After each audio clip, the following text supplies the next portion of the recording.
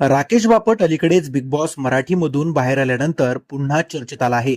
शोमध्ये त्याच्या गेमसोबतच त्याच्या वैयक्तिक आयुष्याबद्दलही चर्चा झाली होती. आता एका मुलाखतीमध्ये त्याने एक्स पत्नी रिद्धी डोगरासोबतच्या घटस्फोटामागचं खरं कारण स्पष्ट केलंय. राकेशनं सांगितलं की त्यानं आपल्या सर्वात जवळच्या मैत्रिणीशीच लग्न केलं होतं आणि जवळपास 7 वर्ष ते एकत्र होते. सुरुवातीला सगळं छान होतं, पण कालांतराने दोघांच्या विचारांमध्ये फरक निर्माण झाला.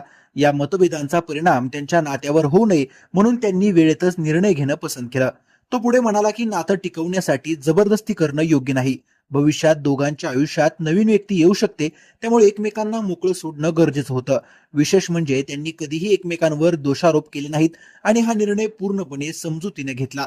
करिअरमधील व्यस्तता आणि कौटुंबिक पाठिंब्याचा अभाव यामुळे त्यांनी मुलांबाबतही विचार केला नाही.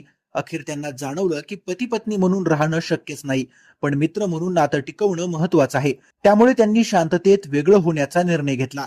आश्चर्याची बाब म्हणजे त्यांच्या घटस्फोटानंतरही त्यांनी एकमेकांबद्दल आदर कायम ठेवला आणि मित्रांसोबत हा टप्पा साजरा करत त्यांना पार्टी देखील दिली होती.